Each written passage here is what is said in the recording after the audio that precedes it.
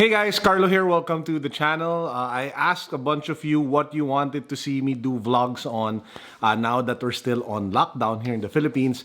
And one of you asked if I could do like a day in the life on what happens to me in a normal day during the lockdown situation. So that's what we'll be doing today. I'll bring you guys along with me. You'll get to see a peek into my life, what happens during the rest of the 24 hours that I'm not shooting and I'm not uploading for you on the channel. So if you're interested to see that, keep on watching. Let's go. So my day usually starts at around 9 o'clock. I wake up at around anytime from 7 to 8 in the morning. I have breakfast, I take a shower, and then one of the first apps that I open is actually my stock market app. So I take a look at the stock market, I take a look at my investments, I take a look at the performance of some stocks that I'm monitoring. Should I buy into them? Should I sell them? I'm currently in the process of learning day trading. So as opposed to long-term investing, which I also am doing, I take a look at the performance of my favorite funds from Atram and stuff like that. So that's like around, I don't know, 30 minutes of just taking a look, reading the news, getting into the know of what's happening in the market and what's happening in the world. Right now, it's 9:24. I'm still here in the studio fixing stuff, but I'm actually going to head upstairs to my home office, which is located in the unit where I actually live, because I have a talk. So usually talks back then, before the lockdown, you would be in a conference hall, you'd be in a hotel, there'd be the people listening, but now it's all done online. So I'll be giving a talk to a little over, I think, 200 doctors about digital marketing, about personal branding, about content marketing. And the reason why I'm doing it is because they actually offered to pay. And I told them, don't pay me anymore, just donate the money to a charitable institution. So that's what's going to happen. I'll do a talk. I'll share with them some lessons that I've learned on YouTube and personal branding. And then from there, they'll donate the money to an institution helping out medical frontliners. Not so bad, right?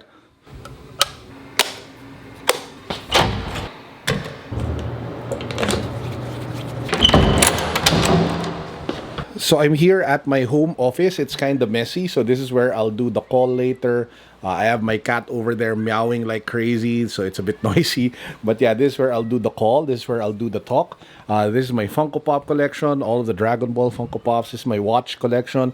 And what I do every morning is, despite the lockdown, I still pick a watch to wear. So for today, we're going to go with probably this one, which is the Bape Seiko Automatic Collaboration in black. Also have the green camo over there, but we'll go with this one. Now, because we're giving a talk, I'm actually wearing this shirt, which is a long sleeve that I folded up. But if you take a look at down, I'm just, well, wearing shorts and slippers. I don't wear sneakers during the lockdown. I only wear them if I'm reviewing them.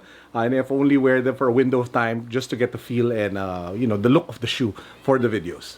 Hi! Camera. Yan, o, diba? So this is the video call slash talk that I mentioned we're doing. So Unnecessary sounds on your audio. Thank you. As you all know, okay, guys, so I just finished my call. I just finished giving the talk. Very fun. We had over 100 plus doctors, and I shared about digital marketing, content creation. And one of the questions they asked was, parang, did the COVID-19 pandemic kill influencers? Kasi nga, diba, there are a lot of influencers who are being bashed heavily because of what, if they say something insensitive.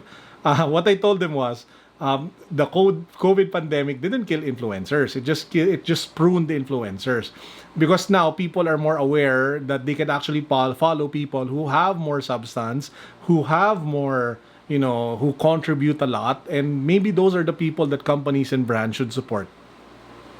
Now, at this point in the day, I usually spend this time, it's 11 o'clock, I usually spend this time doing emails, doing more calls. And what I'll do now is I'll cut the video for a bit and I'll check back to you guys maybe around lunchtime, because I'll be spending the next hour just replying to a lot of the emails that I have from work. So, kasi I'm actually work from home. So it's not that I don't have a job. I still have a job and I have to keep working so that keep getting paid. So, trabaho muna tayo. So that was an hour of just doing emails and doing calls, and now we will be heading over to the living room. It's 12:15, 12:20. We'll be having lunch. So I'll bring you guys along with me so you can see what we have for lunch for today. Guys, papakilala ko kayo kay Johnny. Hi, YouTube! Ayun! Abangan nyo ang recipes ni Johnny. Lalabas yan soon sa ating channel. Tapos sa aming lunch for the day, ano yan, babe? Explain mo nga kung ano yung lunch natin. Bistek Tagalog siya. But we learned a recipe from our neighbor, si Courtney, Gam, na pwede kang gumamit ng sukiyaki beef. So, mas manipis siya. Isang subo naman dyan, oh. No, mamaya. So we have sukiyaki beef, beef steak, chop suey para feeling healthy, tas kanin tsaka rice. So we just finished eating lunch, having coffee. So it's now 1:17 p.m. So at this time, what we'll do is we'll check out the cats. So we have 4 cats. They're all in one of the rooms over there. So I'll spend a couple of minutes with them. Then we'll go back into more meetings and more calls and more meetings into more calls. So that's pretty much how the day usually happens. Not just for me, but also for the wife. Tingnan nyo, kahit siya. Meetings, calls, meetings, calls, meetings, calls. But later at 4 p.m., she will be guesting at the Real Me Philippines Facebook page. She'll be talking about money mindsets with her partner Gerard. So she actually has a radio show every Saturday. Ano oras yung babe? 12? 12 to 2, Radio 5, 92.3 News FM. But you can also watch it on their Facebook page. I'll put a link down below. So if you guys want to learn more about personal finance, your money, entrepreneurship, make sure that you like their Facebook page and watch the program. They'll have another episode this Saturday. So manood kayo. So ngayon dadaling ko kayo sa aming cat room. Dusty! So this is Dusty. Dusty! Dusty! Dusty, cat poo, what? This is Cleo. Cleo is our Sphinx. This is Dusty. This is Rumfold. Oh, Rumfold. That's Tiffy over there. Oh, so they're all here with me. Oh, I gotta love cats. So we'll spend a few minutes with them. Dusty, Tiffy. Oh, Dusty. Oh, diba? Best way to distress, guys. Pets. So I'm back here in the home office, and I just want to show you guys. So Melissa is the person who invited me for the talk earlier. So I told her na instead of paying me for the talk, that she just deposit something for Feed Philippines. So yan, no? Hold on, we'll email the deposit slip to Feed Philippines within the day. O, diba? Panalo. So time check, it's now almost 1:30. So usually what happens in between 1:30 to 5 o'clock is I jumble up different kinds of work. So ano yan, it's either doing my work for my day job, which is with the telco here in the Philippines. I'll do a lot of calls with them, answer a lot of emails, edit a lot of stuff. And then in between, if I can find time, siguro like a 15-20 minute window, usually I'll try to shoot a video for the vlog. Or if not shoot a video for the vlog, I'll try to work on my other projects, such as Project 721, or maybe even some of the websites that I'm currently working on, like thisishype.ph. So juggle lang na stuff. So as much as possible, throughout the morning and the afternoon, I try to be as productive as possible. So I'm not sure if you guys will be interested to just see me do calls all afternoon. So I'll probably cut it here first. It's already 3:32 p.m. I have a bunch more calls, but I have like a quick 40-minute window. So what I'll be doing is I'll be watching a webinar that I saw. So as you guys know, I'm trying to learn more about the stock market, and I saw this one. So this is a nice webinar by COL Financial, COL Financial, on investing in today's market volatility. So with Marvin Fausto. So again, one of the best things that you can do is to learn new stuff or to invest in yourself by learning new things. And there are a lot of free materials that you can find on YouTube, be it for investing, getting into YouTube and stuff like that.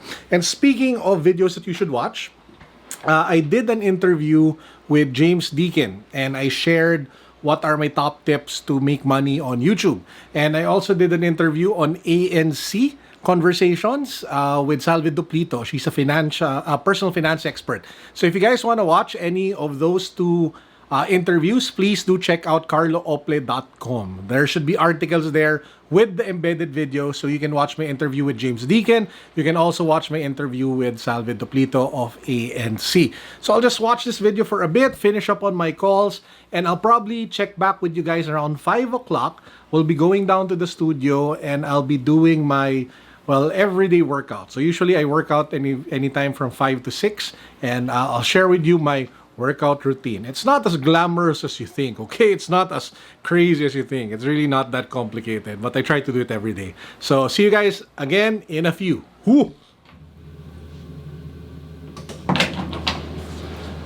Okay, so we're here at the home gym. I'm here at the closet leading to the actual gym itself. I'm just going to go here to actually get my shoes.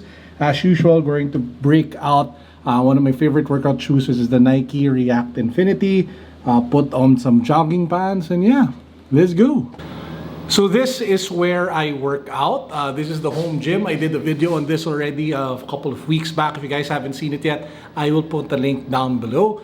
But before we get started, I just want to share that when I work out, I usually listen to WWE music. So that's World Wrestling Entertainment. So I have a Marshall speaker over there.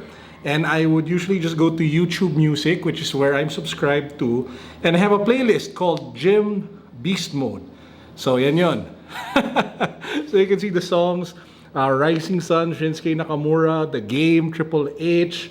We have I Walk Alone by Batista, The Ministry, soundtrack of Undertaker. I mean, they're all kick-ass music. So if you guys want to listen, I think you need to have like a YouTube Music subscription, but it should be a playlist on my channel that you can find.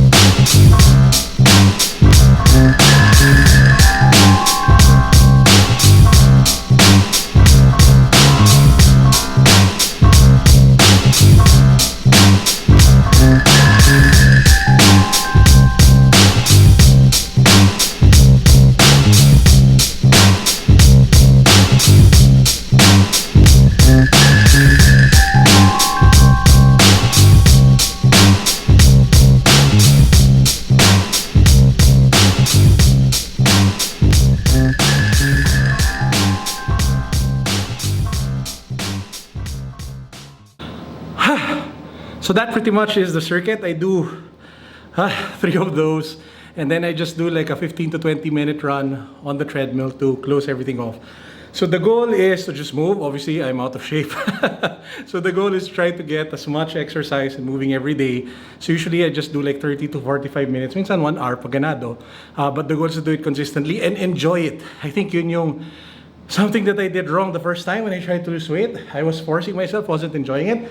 Now it's so much fun with the music, with the home setup, picking the exercises that I enjoy doing, learning the science behind why you should do a certain thing.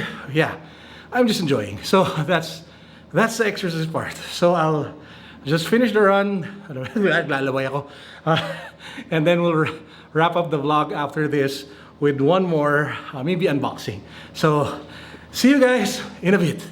That was tiring. Okay, so to end the vlog, I just want to do a quick unboxing for you all. So this is my it's my first Fear of God sneaker. Fear of God, and not a Fear of God Nike collaboration or Fear of God Converse collaboration. So I don't know what the exact name is. So it says here, Fear of God 101 backless all over print sneaker.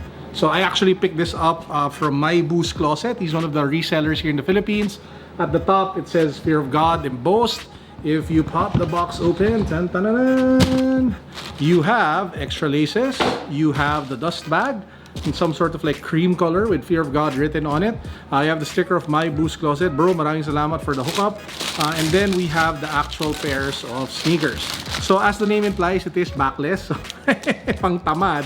O, diba? So I was looking for something comfortable that I could use, I don't know, maybe when traveling or just lounging around, some sort of like sneaker sandals. And this looked to fit the bill. So if you take a look at this part, you have it in canvas. It says Fear of God, 6 collection. This part is made out of really nice fine suede material. And then you have the, I don't know, like the backless part over here. You have the laces, and then you have a lace clip, or a lace guard. It says Fear of God as well. Really nice build, nice attention to detail. The insole is made out of leather, so that looks really nice as well. And there is a leather finish on the top of the suede tongue. So this is what the shoe looks like. Really clean, something that you can use, I don't know, in the house. So again, this one is the Fear of God 101 backless sneaker. So I got this one from my Boost Closet. So I'll probably do like an on-feet review some other occasion. I just wanted to wrap up the vlog with a customary unboxing. And yeah, that's actually it for our episode for today. I don't want to stretch this anymore into the evening because usually what happens during the night, I'll just eat dinner with my wife. We'll probably watch, I don't know, Netflix. I just finished Chloe.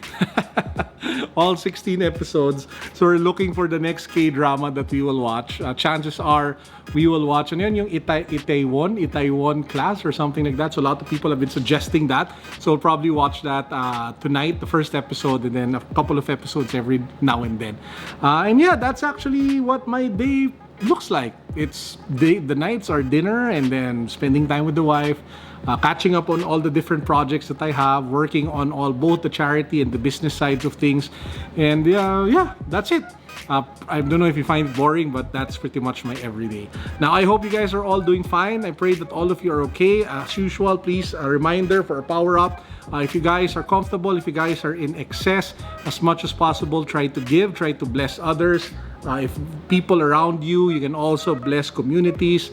You can check out the donation over at the Lazada app, over at the PayMaya app. So many ways to be able to be part of the solution and help and go beyond just staying at home. I hope you're all doing good. Peace. God bless. What's up? Boom.